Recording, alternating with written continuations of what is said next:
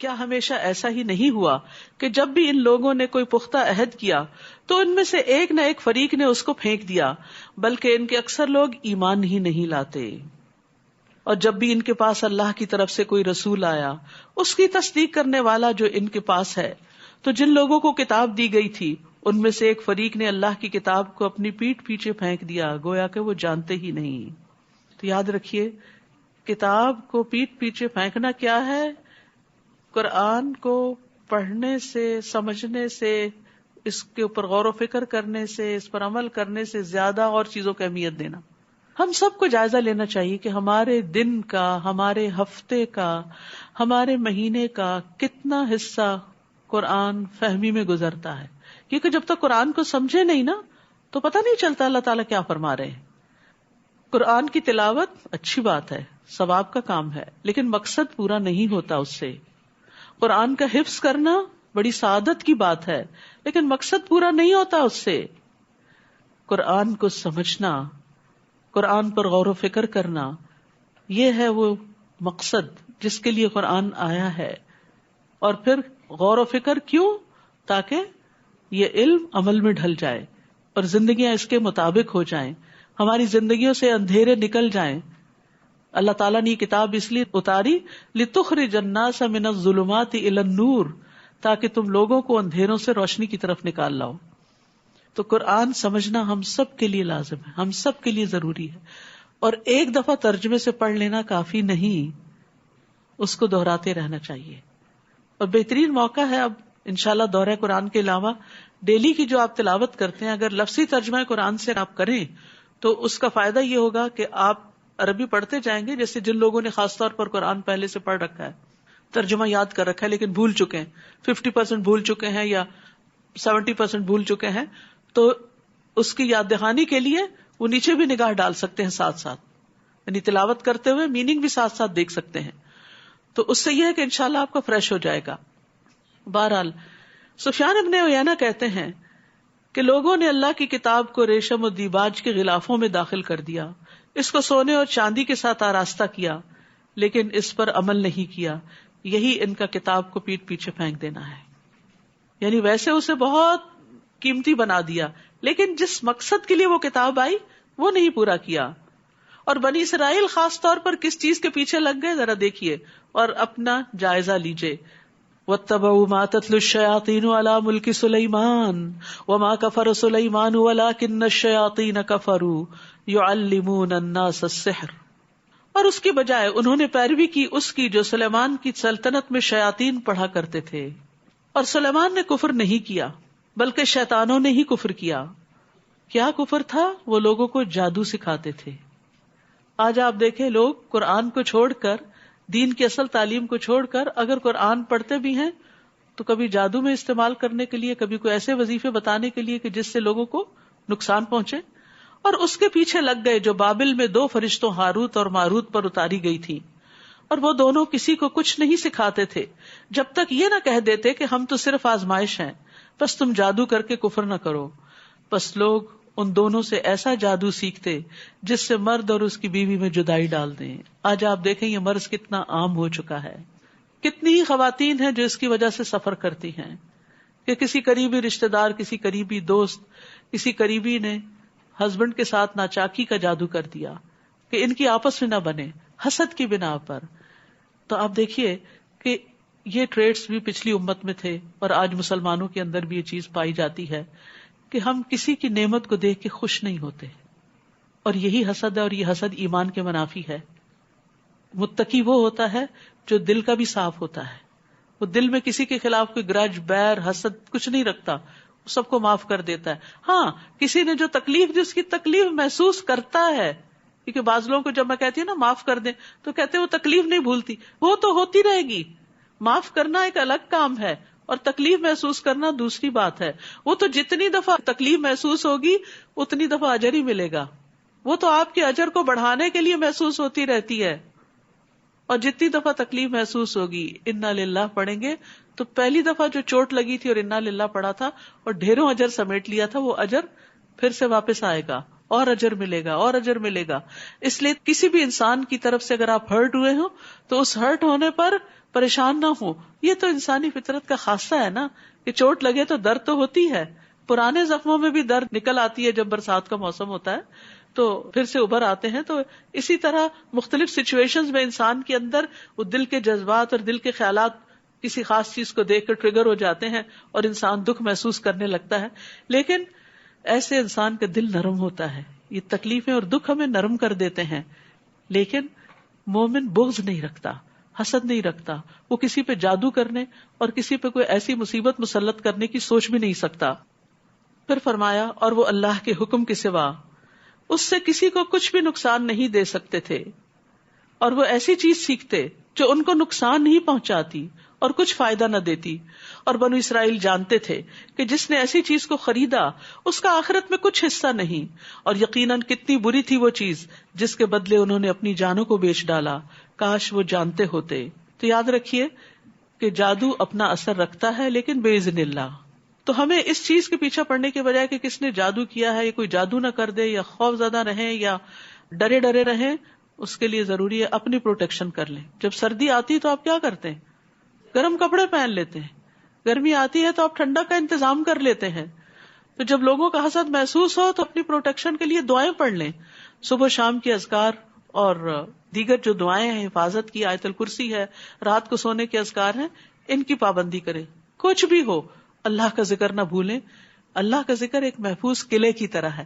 جب انسان اللہ کا ذکر کرتا ہے تو پروٹیکشن میں آتا ہے, ایک فورٹ میں آ جاتا ہے, قلعے میں آ جاتا ہے, اور شر سے محفوظ ہو جاتا ہے. کوئی آپ کو کچھ بھی نقصان نہیں دے سکتا. تو بی کانفیڈنٹ.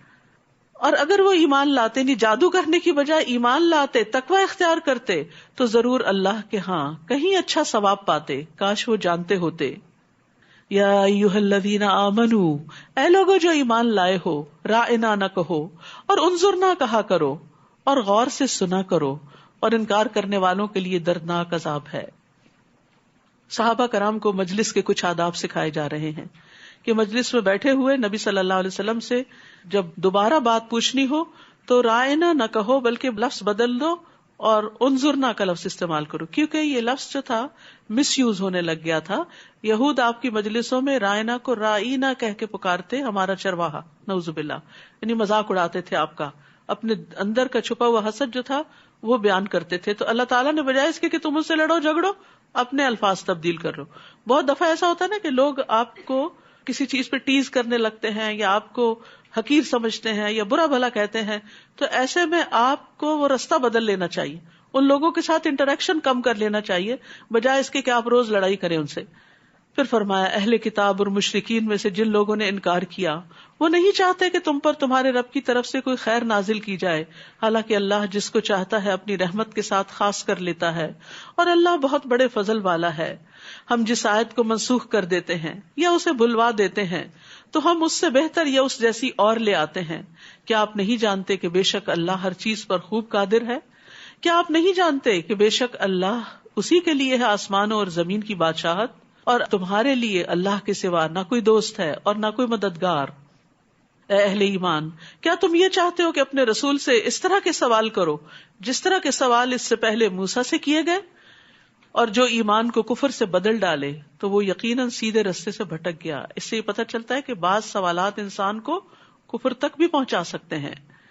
اہل کتاب میں سے بہت سے لوگ اپنے نفسوں کے حسد کی وجہ سے یہ چاہتے ہیں کہ کاش تمہارے ایمان لانے کے بعد وہ تمہیں کافر بنا دیں, بعد اس کے کہ ان پہ حق ظاہر ہو چکا ہے, تو تم معاف کر دو اور درگزر کرو یہاں تک کہ اللہ اپنا حکم لے آئے.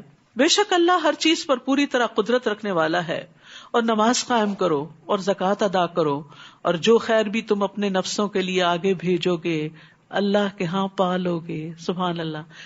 یعنی بعض اوقات ہم نماز پڑھ لیتے, زکوٰۃ دے دیتے, اس کے بعد سمجھتے ہیں کہ کیا ہوا, فرض ادا ہو گیا, بس اب ہم دنیا کے لیے آزاد ہیں, دنیا میں مشغول ہیں, خوب انجوائے کر رہے ہیں, نماز کا وقت ہوا جلدی سے جا کے 4 ٹکرے مار کے واپس پھر دنیا کو انجوائے کرنا شروع کر دیا, اور بھول گئے کہ نیکی کے اور بھی بہت سے کام ہیں. یہاں پر کیا بتایا جا رہا ہے؟ وَأَقِيمُوا الصَّلَاةَ وَآتُوا الزَّكَاةَ. اور اس کے بعد چھوٹی نیکی بڑی نیکی جو بھی خیر کا کام کرو گے, اور اس میں پھر وہ یاد کر لیجئے ظاہری باطنی اقوال افعال, جو بھی کچھ کرو گے اسے اللہ کے یہاں پالو گے, وہ تمہارے اعمال نامے میں تمہارے سامنے آ جائے گا, تک ایک ڈاٹ بھی وہاں نظر آئے گا تمہیں تو اس لیے مومن نیکیوں کا حریص ہوتا ہے، نیکیوں کی طرف دوڑتا ہے. فاستبقوا الخیرات، وہ اس لیے نہیں پیچھے رہتا کہ لوگ تو کوئی نیکی کرتے نہیں تو میں کیوں کروں، نہیں، مجھے اپنے لیے کرنا ہے.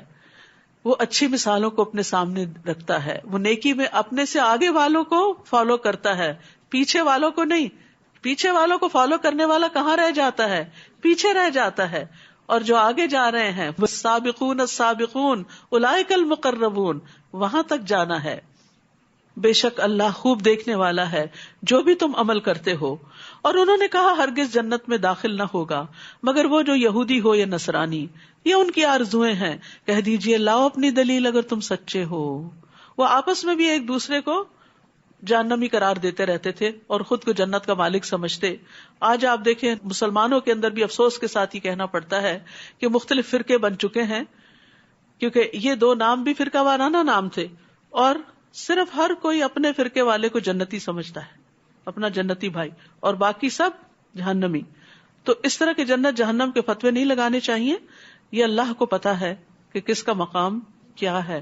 ہمیں فکر اس بات کی کرنی چاہیے کہ اللہ تعالیٰ نے ہمارے لیے کیا حکم دیا ہے اپنی رضا کو پانے کے لیے. اور وہ یہاں بتا دی کہ بلا، کیوں نہیں، من اسلم وجہہ للہ وہو محسن فلہ اجرہ عند ربہ ولا خوف علیہم ولا ہم یحزنون. جس نے اللہ کے لیے اپنا چہرہ جھکا دیا، حکم سنا، سر تسلیم خم، اللہ لبیک اللہم لبیک، آپ نے حکم دیا میں کر کے ہی دم لوں گی، اور وہ محسن بھی ہو، نیکی کرتا چلا جائے، تو اس کا اجر اس کے رب کے پاس ہے. ایسے لوگوں کو نہ کوئی خوف ہوگا نہ وہ غمگین ہوں گے. خوف اور غم دو بڑی مصیبتیں، ان سے نجات کے لیے انسان کے اندر اخلاص اور احسان کی روش ہونی چاہیے. تو آیت نمبر 112 میں اخلاص اور احسان کا سبق دیا گیا ہے، اور یہی اعمال کی قبولیت کا باعث ہیں. اور یہود نے کہا کہ نصارہ کسی چیز پر نہیں، اور نصارہ نے کہا یہود کسی چیز پر نہیں، حالانکہ وہ کتاب پڑھتے ہیں. اور انہی کی طرح بات ان لوگوں نے بھی کہی جو علم نہیں رکھتے. پس قیامت کے دن اللہ ان کے درمیان اس معاملے میں فیصلہ کر دے گا جس میں وہ اختلاف کرتے. لوگ ایک دوسرے کو گمراہ قرار دیتے رہتے ہیں اور سمجھتے ہیں کہ وہ تو کسی نیکی خیر اور بھلائی کے کام پہ نہیں ہے اور ہم ہی سب کچھ کر رہے ہیں. تو بات یہ ہے کہ اللہ ہی اس کا فیصلہ کرے گا کہ حقیقت میں نیکی کے کام کون کر کے آیا ہے. تو اس لیے اللہ کی کتاب سے معلوم کریں اور اس کے مطابق زندگی بسر کرنے کی کوشش کریں، بنسبت اس کے کہ اپنی خواہشات پر مبنی باتیں کر کے دوسروں کو گمراہ قرار دیں. اور اس سے بڑھ کر ظالم اور کون ہوگا جو اللہ کی مسجدوں میں اس کا نام ذکر کیے جانے سے روکے اور ان کی ویرانی کے لیے کوشاں ہو. یہی وہ لوگ ہیں کہ ان کو زیب نہیں دیتا کہ وہ ان میں داخل ہوتے مگر ڈرتے ہوئے. ان کے لیے دنیا میں رسوائی ہے اور آخرت میں ان کے لیے بہت بڑا عذاب ہے. تو انسان کو دنیا اور آخرت کی رسوائی سے بچنے کی دعا کرنی چاہیے. اللہم احسن عاقبتنا فی الامور کلہا واجرنا من خزی الدنیا وعذاب الآخرہ. تو یاد رکھیے یہاں تنبیہ کی گئی ہے کہ اللہ کی مسجدوں میں اللہ کا نام لیا جائے، اللہ کا ذکر کیا جائے، اور اس میں ایسے کام نہ کیے جائیں کہ جس سے مسجدیں ویران ہوں. آپس کے جھگڑے اور لڑائی اور ایک دوسرے کو نیچا دکھانا کہ جس کی وجہ سے لوگ بد دل ہو کر مسجد جانا ہی چھوڑ دیں. اور اللہ ہی کے لیے ہے مشرق اور مغرب، تو جس طرف بھی تم رخ کر لو بس ادھر ہی اللہ کا چہرہ ہے. بے شک اللہ وسعت والا اور بہت علم والا ہے. اور انہوں نے کہا کہ اللہ نے بیٹا بنایا ہے، پاک ہے وہ، بلکہ اسی کے لیے ہے جو آسمانوں اور زمین میں ہے، وہ سب اس کی فرما برداری کرنے والے ہیں. سبحان اللہ، ہر چیز اللہ کا کہنا مانتی ہے. اپنے آپ سے پوچھیں ہم کیا ایسے ہیں؟ ہم بھی ماننے والوں میں شامل ہیں. وہی آسمانوں اور زمین کا نئے سرے سے پیدا کرنے والا ہے، اور جب وہ کسی کام کے کرنے کا فیصلہ کر لیتا ہے تو صرف یہی کہتا ہے کن فیکون، ہو جا، اور وہ ہو جاتی ہے. یہ ہے اللہ کی طاقت، اور اس کے برابر کوئی بھی نہیں، کوئی اور ایسا نہیں کر سکتا. اور ان لوگوں نے کہا جو علم نہیں رکھتے کہ اللہ ہم سے کلام کیوں نہیں کرتا، یا ہمارے پاس کوئی نشانی ہی کیوں نہیں آ جاتی. اسی طرح کی بات ان لوگوں نے کہی جو ان سے پہلے تھے. ان سب کے دل آپس میں ملتے جلتے ہیں. بے شک ہم نے نشانیاں بیان کر دی ہیں ان لوگوں کے لیے جو یقین رکھتے ہیں. انا ارسلناک بالحق بشیرا ونذیرا وَلَا تُسْأَلُ عَنْ أَصْحَابِ الْجَحِيمِ. بے شک ہم نے آپ کو حق کے ساتھ خوشخبری دینے والا اور ڈرانے والا بنا کر بھیجا. یہ ہے محمد صلی اللہ علیہ وسلم جو اچھا کرنے والوں کو خوشخبری سناتے ہیں اور برا کرنے والوں کو ڈراتے بھی ہیں. کیوں ڈراتے ہیں؟ تاکہ وہ برائی سے باز آ جائیں. اور ساتھ یہ بتایا گیا کہ اصحاب الجحیم جہنم والوں کے بارے میں آپ سے نہیں پوچھا جائے گا کہ وہ وہاں کیوں پہنچے. اور یہود و نصارہ آپ سے ہرگز راضی نہ ہوں گے جب تک کہ آپ ان کی ملت کی پیروی نہ کریں. کہہ دیجئے بے شک اللہ کی ہدایت ہی اصل ہدایت ہے. یعنی یہ دراصل 2 فرقہ وارانہ نام تھے. آج بھی آپ دیکھیں مسلمانوں کے اندر ہر فرقہ اپنی طرف بلاتا ہے کہ تب تم ہدایت پہ ہوگے جب ہمارے طریقے پہ آ گئے. تو اللہ تعالیٰ کیا فرماتے ہیں؟ قل ان ھدی اللہ ھو الھدی. کہہ دیجئے اللہ کی ہدایت دراصل ہدایت ہے. یعنی اللہ کی کتاب اور سنت یہ دراصل ہدایت ہے. اور اگر آپ نے اپنے پاس علم آ جانے کے بعد ان کی خواہشات کی پیروی کی، یعنی لوگوں کی باتوں پہ چلتے رہے، تو آپ کے لیے اللہ کی طرف سے نہ کوئی دوست ہوگا نہ کوئی مددگار. تو علم آنے کے بعد خواہش نفس کی پیروی نہیں کرنی چاہیے. اور خواہش کے پیچھے چلانا یہ شیطانی جال ہوتا ہے دراصل. اور اس کی علامات کیا ہوتی ہیں کہ کوئی شخص شیطان کے پھندے میں پھنس چکا ہے؟ نمبر 1، وہ نعمتوں پر مغرور ہوتا ہے. نعمتوں پہ بڑا غرور ہوتا ہے اس کو کہ میرے پاس یہ اور یہ ہے، چاہے وہ علم کا غرور ہو، چاہے مال کا ہو، چاہے حسن کا. یہ ناپسندیدہ ہے. نمبر 2، اللہ کے عطیے پر فخر کرتا ہے، یعنی بوسٹنگ بھی کرتا ہے. نمبر 3، اللہ کے بندوں پہ تکبر کرتا ہے، ان کو حقیر سمجھتا ہے. اور نمبر 4، اللہ کا حکم ماننے کی بجائے اپنی منمانی کرتا ہے، اپنی مرضی پہ چلتا ہے.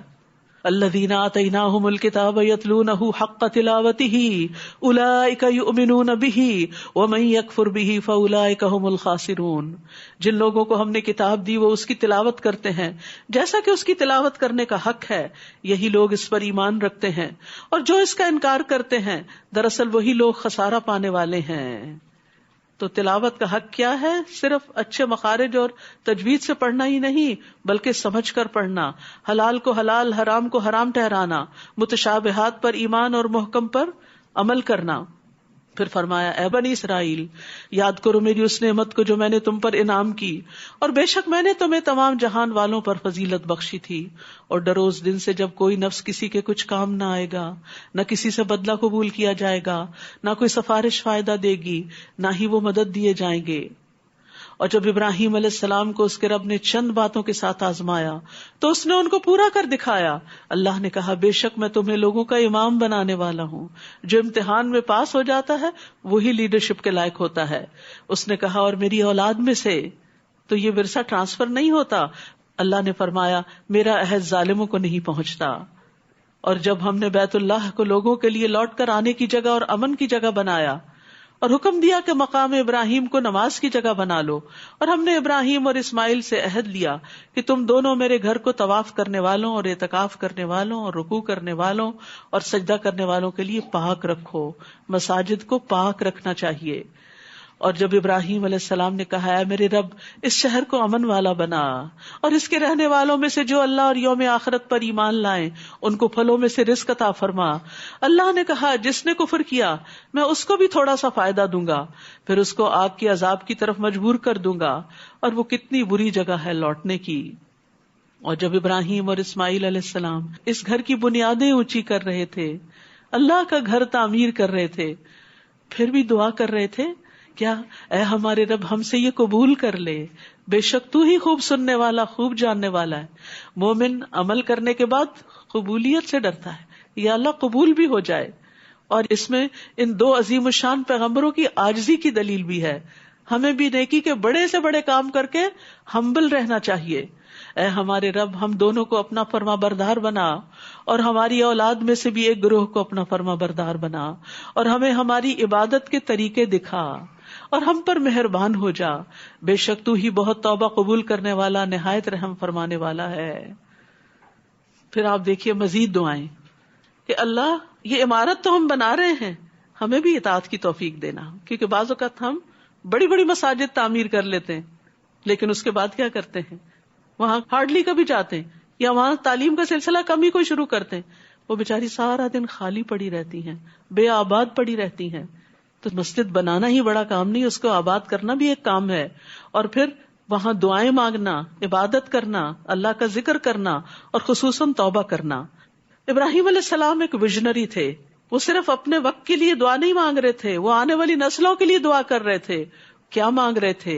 ربنا وابعث فیہم رسولا منہم یتلو علیہم آیاتک ویعلمہم الکتاب والحکمہ ویزکیہم انک انت العزیز الحکیم. اے ہمارے رب، ان کے اندر انہی میں سے ایک رسول بھیج دے جو ان پر تیری آیات کی تلاوت کرے، انہیں کتاب اور حکمت کی تعلیم دے، ان کا تزکیہ کرے، بے شک تو ہی غالب بہت حکمت والا ہے. سبحان اللہ. اپنی نسل اور اپنی اولاد کی فکر میں کیا مانگا؟ ایک رسول مانگا جو آئے اور ان کو تعلیم دے، کتاب کی تلاوت کرے ان کے سامنے، ان کو کتاب کی تعلیم دے، انہیں حکمت سکھائے، ان کا تزکیہ کرے، اندر باہر سے ان کو صاف کرے. آپ اپنی اولاد کے لیے کیا دعائیں مانگتے ہیں؟ کیا ملے ان کو آپ کی زندگی میں اور آپ کے بعد؟ میں کہتے ہیں اللہ ہمیں اپنی زندگی میں ان کی بہاریں دکھا دینا، ان کی شادی ہو جائے، ان کا کاروبار اچھا ہو جائے، ان کی ڈگری اچھی ہو جائے، ان کو آگے اولاد سے نوازنا وغیرہ وغیرہ. اس سے آگے کہ ان کی دین کی تعلیم کا بھی کوئی انتظام ہو جائے اور ان کی نسلوں کو بھی ایمان پہ قائم رکھنا. یہ پہلی دعائیں بری نہیں ہیں، نہ میں ان کا کوئی مذاق اڑا. یہ بھی مانگے ربنا آتنا فی الدنیا حسنۃ وفی الآخرۃ حسنۃ. لیکن ابراہیم علیہ السلام نے اپنی اولاد کے مستقبل کی فکر کی کہ ان کے لیے تعلیم کا بندوبست ہو. آج ہم کو بھی سوچنا چاہیے، کیا ہم نے اپنے بچوں کی دینی تعلیم کا انتظام کیا، اس کے لیے اتنا مال خرچ کیا، فکر مند ہوئے، محنت کی، تکلیف اٹھائی جتنا ہم نے ان کی دنیا کے لیے فکر کی؟ اور کون ہے جو ملت ابراہیم سے بے رغبتی کرے؟ اس طریقے سے کون پھرے مگر وہ جس نے خود کو احمق بنا لیا ہو، صرف دنیا کے پیچھے بھاگ رہا ہے. بے شک ہم نے اس کو دنیا میں بھی چن لیا تھا اور یقیناً آخرت میں بھی وہ ضرور صالحین میں سے ہوگا. جب اس کے رب نے اس سے کہا فرما بردار ہو جا، اسلم، قال اسلمت لرب العالمین، تو اس نے کہا میں رب العالمین کے لیے فرما بردار ہو گیا. اور ابراہیم علیہ السلام نے اپنے بیٹوں کو اسی بات کی وصیت کی، اور یعقوب علیہ السلام نے بھی کیا کہا؟ یا بنی ان اللہ اصطفیٰ لکم الدین فلا تموتن الا وانتم مسلمون. اے میرے بیٹو، بے شک اللہ نے تمہارے لیے یہ دین چن لیا ہے، بس تمہیں ہرگز موت نہ آئے مگر اس حال میں کہ تم مسلمان ہو. آج ہم سب کے لیے یہ دعا کتنی ضروری ہے کہ ہم اپنے بچوں کے لیے یہ دعا مانگے، اور صرف دعا ہی نہ مانگے بلکہ ان سے اس بات کا عہد لیں، ان کو اس بات کے لیے پریپیئر کریں کہ تم نے اس جگہ پر رہتے ہوئے اپنے ایمان کی حفاظت کرنی ہے، صرف اپنی نہیں، اپنے آئندہ آنے والی نسلوں کی بھی. اور یہ چیز بچپن سے ان کے اندر ڈالیں، ڈرل کریں، ان کے اندر ڈال دیں کہ اسلام کے بغیر نجات نہیں، کہ حالت ایمان میں موت آئے اور موت تک رب کی عبادت کرتے رہے، مرتے دم تک فرائض کی پابندی کرتے رہے. کیا بھلا تم موجود تھے جب یعقوب کے پاس موت حاضر ہوئی؟ جب انہوں نے اپنے بیٹوں سے پوچھا میرے بعد تم کس کی عبادت کرو گے؟ آپ نے کبھی پوچھا اپنے بچوں سے کہ ہمارے بعد کس کی عبادت کرو گے؟ انہوں نے کہا ہم آپ کے الہ اور آپ کے باپ دادا ابراہیم اور اسماعیل اور اسحاق علیہ السلام کے الہ کی عبادت کریں گے جو ایک ہی الہ ہے اور ہم اسی کے فرما بردار ہیں. وَنَحْنُ لَهُ مُسْلِمُونَ. ابراہیم علیہ السلام نے کیا کہا تھا؟ اسلمت لرب العالمین. تو اولاد نے بھی کیا کہا؟ نحن له مسلمون. تلک امۃ قد خلت لها ما کسبت ولکم ما کسبتم ولا تسألون عما كانوا يعملون. یہ ایک جماعت تھی جو گزر چکی، اس کے لیے وہی ہے جو اس نے کمایا اور تمہارے لیے وہی ہے جو تم نے کمایا، اور تم سے سوال نہ کیا جائے گا اس کے بارے میں جو وہ عمل کرتے تھے. یعنی پہلے بزرگان تو گزر گئے اچھے کام کر کے، وہ تو اپنے ساتھ نیکیاں سمیٹ کر لے گئے. آج اگر ہم صرف اس پہ فخر ہی کرتے رہے کہ ہم ان کی نسل سے ہیں یا ان کی ملت سے ہیں یا ان کے طریقے پر ہیں تو اتنا کافی نہیں جب تک کہ وہ کام نہ کریں جو انہوں نے کیے، اور سب سے پہلے اس توحید کا اعلان جو انہوں نے کیا. وَقَالُوا كُونُوا هُودًا أَوْ نَصَارَىٰ تَهْتَدُوا. اور انہوں نے کہا کہ یہودی یا نصرانی ہو جاؤ تو ہدایت پا جاؤ گے. جیسے آج مسلمان مختلف فرقوں کا نام لے کر کہتے ہیں کہ اس فرقے میں یا اس گروہ میں داخل ہو جاؤ تو ہدایت پاؤ گے. قل بل ملت ابراہیم حنیفا وما کان من المشرکین. کہہ دیجئے بلکہ ابراہیم کا طریقہ جو یکسو تھے اور مشرکوں میں سے نہ تھے. توحید کا طریقہ، ایک اللہ کی عبادت کا طریقہ. قولو، سب کہہ دو. قولو، انہوں نے اپنے فالوور سے کہا سب کہو. آمنا، آپ پڑھ سکتے اس آیت کو سب مل کے پڑھیے. قولو آمنا باللہ وما انزل الینا وما انزل الی ابراہیم و اسماعیل و اسحاق و یعقوب والاسباط وما اوتی موسیٰ وعیسیٰ وما اوتی النبیون من ربهم لا نفرق بین احد منہم ونحن له مسلمون. سب کہو کہ ہم اللہ پر ایمان لائے اور جو ہماری طرف نازل کیا گیا یعنی کتاب و سنت، اور جو ابراہیم اور اسماعیل اور اسحاق اور یعقوب اور ان کی اولاد کی طرف نازل کیا گیا، اور جو موسیٰ اور عیسیٰ علیہ السلام دیے گئے، اور جو دیگر انبیاء کو ان کے رب کی طرف سے دیا گیا، ہم ان میں سے کسی ایک کے درمیان کچھ فرق نہیں کرتے، سب کی عزت کرتے ہیں، سب کو رسول مانتے ہیں اور ہم اسی کے فرما بردار ہیں. آج اس پلانٹ پہ صرف مسلمان وہ امت ہیں کہ جو سارے کے سارے انبیاء کو مانتے ہیں اور اسی سے دین مکمل ہوتا ہے. کسی ایک نبی کا بھی انکار سب کا انکار بن جاتا ہے. تو انبیاء علیہ السلام نے اپنے فالوورز کو، اپنی اولادوں کو صحیح ایمان لانا بھی سکھایا.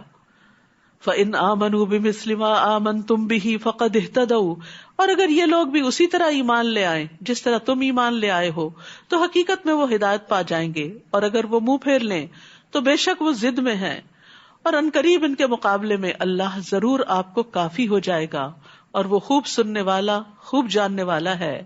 صبغۃ اللہ ومن احسن من اللہ صبغہ ونحن له عابدون. اللہ کا رنگ یعنی اللہ کا دین یہ اپنا لو، اور اللہ سے بہتر رنگ کس کا ہو سکتا ہے؟ اللہ کے دین سے خوبصورت کون سا طریقے زندگی ہو سکتا ہے؟ اور ہم اسی کی عبادت کرنے والے ہیں. کہہ دیجئے کیا تم اللہ کے بارے میں ہم سے جھگڑتے ہو، حالانکہ وہی ہمارا اور تمہارا رب ہے، اور ہمارے لیے ہمارے اعمال اور تمہارے لیے تمہارے اعمال ہیں، اور ہم تو اسی کے لیے مخلص ہیں. یا تم کہتے ہو کہ بے شک ابراہیم اور اسماعیل اور اسحاق اور یعقوب اور ان کی اولاد یہودی یا نصرانی تھے، یعنی کیا وہ کسی خاص فرقے سے تعلق رکھتے تھے؟ کہہ دیجئے کیا تم زیادہ جانتے ہو یا اللہ؟ اور اس سے بڑا ظالم اور کون ہوگا جو اس گواہی کو چھپا لے جو اللہ کی طرف سے اس کے پاس ہے، اور جو کچھ تم کرتے ہو اللہ اس سے ہرگز غافل نہیں. تلک امۃ قد خلت لہا ما کسبت ولکم ما کسبتم ولا تسألون عما کانوا یعملون. یہ ایک جماعت تھی جو گزر چکی، اس کے لیے وہی ہے جو اس نے کمایا، اور تمہارے لیے وہی ہے جو تم نے کمایا، اور تم سے سوال نہ کیا جائے گا اس کے بارے میں جو وہ عمل کرتے تھے. یہ آیت دوبارہ دہرائی گئی ہے. کیوں؟ کہ انسان دوسرے کے عمل پہ بھروسہ نہ کرے. یہ نہ کہ ہمارے ماں باپ بہت نیک تھے یا ہم محمد صلی اللہ علیہ وسلم کی امت میں سے ہیں. ہر انسان اپنے عمل کا جواب دہ ہے. انسان کو وہی ملے گا جو اس نے کمایا. کوئی کسی کا بوجھ نہیں اٹھائے گا. ہر نفس اپنے عمل کا بدلہ خود پائے گا. کسی سے دوسرے کے عمل کا سوال نہ ہوگا. کوئی انسان کسی دوسرے کا بوجھ نہیں اٹھائے گا. قیامت کے دن حسب نسب فائدہ نہ دے گا. وآخر دعوانا ان الحمد للہ رب العالمین. جزاکم اللہ خیرا کثیرا. ربنا آتنا فی الدنیا حسنۃ وفی الآخرۃ حسنۃ وقنا عذاب النار. ربنا لا تزغ قلوبنا بعد اذ ہدیتنا وہب لنا من لدنک رحمۃ انک انت الوہاب. ربنا هب لنا من ازواجنا وذرياتنا قرة اعین واجعلنا للمتقین اماما. اللهم انا نسألك من الخير كله عاجله وآجله ما علمنا منه وما لم نعلم ونعوذ بك من الشر كله عاجله وآجله ما علمنا منه وما لم نعلم. اللهم انا نعوذ بك من جهد البلاء ودرك الشقاء وسوء القضاء وشماتة الأعداء. ربنا تقبل منا انك انت السميع العليم وتب علينا انك انت التواب الرحيم. وصلی اللہ تعالی علی خیر خلقہ محمد وعلی آلہ واصحابہ واہل بیتہ اجمعین برحمتک یا ارحم الراحمین. الہی آمین. میں تمام بہنوں سے گزارش کروں گی کہ اس پارے کے کم از کم 3 ایکشن پوائنٹس اپنی ڈائریز میں لکھ لیجئے، اور کل بھی آپ اپنی ڈائری اور پین ضرور لائیے. کچھ نہ کچھ نوٹس ضرور لیجئے تاکہ رمضان کے بعد بھی آپ کو یہ فائدہ دیں، انشاءاللہ لانگ ٹرم فائدہ دیں. سبحانک اللہم وبحمدک اشہد ان لا الہ الا انت استغفرک واتوب الیک. السلام علیکم ورحمۃ اللہ وبرکاتہ. کیا ہمیشہ ایسا ہی نہیں ہوا کہ جب بھی ان لوگوں نے کوئی پختہ عہد کیا تو ان میں سے ایک نہ ایک فریق نے اس کو پھینک دیا، بلکہ ان کے اکثر لوگ ایمان ہی نہیں لاتے۔ اور جب بھی ان کے پاس اللہ کی طرف سے کوئی رسول آیا، اس کی تصدیق کرنے والا جو ان کے پاس ہے، تو جن لوگوں کو کتاب دی گئی تھی ان میں سے ایک فریق نے اللہ کی کتاب کو اپنی پیٹھ پیچھے پھینک دیا، گویا کہ وہ جانتے ہی نہیں۔ تو یاد رکھیے، کتاب کو پیٹھ پیچھے پھینکنا کیا ہے؟ قرآن کو پڑھنے سے، سمجھنے سے، اس کے اوپر غور و فکر کرنے سے، اس پر عمل کرنے سے زیادہ اور چیزوں کی اہمیت دینا۔ ہم سب کو جائزہ لینا چاہیے کہ ہمارے دن کا، ہمارے ہفتے کا، ہمارے مہینے کا کتنا حصہ قرآن فہمی میں گزرتا ہے، کیونکہ جب تک قرآن کو سمجھے نہیں نا تو پتہ نہیں چلتا اللہ تعالیٰ کیا فرما رہے ہیں۔ قرآن کی تلاوت اچھی بات ہے، ثواب کا کام ہے، لیکن مقصد پورا نہیں ہوتا اس سے۔ قرآن کا حفظ کرنا بڑی سعادت کی بات ہے، لیکن مقصد پورا نہیں ہوتا اس سے۔ قرآن کو سمجھنا، قرآن پر غور و فکر کرنا، یہ ہے وہ مقصد جس کے لیے قرآن آیا ہے۔ اور پھر غور و فکر کیوں؟ تاکہ یہ علم عمل میں ڈھل جائے اور زندگیاں اس کے مطابق ہو جائیں، ہماری زندگیوں سے اندھیرے نکل جائیں۔ اللہ تعالیٰ نے یہ کتاب اس لیے اتاری لِتُخْرِجَ النَّاسَ مِنَ الظُّلُمَاتِ إِلَى النُّورِ، تاکہ تم لوگوں کو اندھیروں سے روشنی کی طرف نکال لاؤ۔ تو قرآن سمجھنا ہم سب کے لیے لازم ہے، ہم سب کے لیے ضروری ہے، اور ایک دفعہ ترجمے سے پڑھ لینا کافی نہیں، اس کو دہراتے رہنا چاہیے۔ اور بہترین موقع ہے اب انشاءاللہ دورہ قرآن کے علاوہ ڈیلی کی جو آپ تلاوت کرتے ہیں، اگر لفظی ترجمہ قرآن سے آپ کریں تو اس کا فائدہ یہ ہوگا کہ آپ عربی پڑھتے جائیں گے، جیسے جن لوگوں نے خاص طور پر قرآن پہلے سے پڑھ رکھا ہے، ترجمہ یاد کر رکھا ہے لیکن بھول چکے ہیں، 50% بھول چکے ہیں یا 70% بھول چکے ہیں، تو اس کی یاد دہانی کے لیے وہ نیچے بھی نگاہ ڈال سکتے ہیں ساتھ ساتھ، یعنی تلاوت کرتے ہوئے میننگ بھی ساتھ ساتھ دیکھ سکتے ہیں، تو اس سے یہ ہے کہ انشاءاللہ آپ کا فریش ہو جائے گا۔ بہرحال سفیان ابن عیینہ کہتے ہیں کہ لوگوں نے اللہ کی کتاب کو ریشم و دیباج کے غلافوں میں داخل کر دیا، اس کو سونے اور چاندی کے ساتھ آراستہ کیا، لیکن اس پر عمل نہیں کیا، یہی ان کا کتاب کو پیٹھ پیچھے پھینک دینا ہے۔ یعنی ویسے اسے بہت قیمتی بنا دیا، لیکن جس مقصد کے لیے وہ کتاب آئی وہ نہیں پورا کیا۔ اور بنی اسرائیل خاص طور پر کس چیز کے پیچھے لگ گئے ذرا دیکھیے اور اپنا جائزہ لیجئے۔ وَاتَّبَعُوا مَا تَتْلُو الشَّيَاطِينُ عَلَى مُلْكِ سُلَيْمَانَ وَمَا كَفَرَ سُلَيْمَانُ وَلَكِنَّ الشَّيَاطِينَ كَفَرُوا يُعَلِّمُونَ النَّاسَ السِّحْرَ، اور اس کی بجائے انہوں نے پیروی کی اس کی جو سلیمان کی سلطنت میں شیاطین پڑھا کرتے تھے۔ اور سلیمان نے کفر نہیں کیا بلکہ شیطانوں نے ہی کفر کیا۔ کیا کفر تھا؟ وہ لوگوں کو جادو سکھاتے تھے۔ آج آپ دیکھیں لوگ قرآن کو چھوڑ کر، دین کی اصل تعلیم کو چھوڑ کر اگر قرآن پڑھتے بھی ہیں تو کبھی جادو میں استعمال کرنے کے لیے، کبھی کوئی ایسے وظیفے بتانے کے لیے کہ جس سے لوگوں کو نقصان پہنچے، اور اس کے پیچھے لگ گئے جو بابل میں 2 فرشتوں ہاروت اور ماروت پر اتاری گئی تھی، اور وہ دونوں کسی کو کچھ نہیں سکھاتے تھے جب تک یہ نہ کہہ دیتے کہ ہم تو صرف آزمائش ہیں، بس تم جادو کر کے کفر نہ کرو۔ بس لوگ ان دونوں سے ایسا جادو سیکھتے جس سے مرد اور اس کی بیوی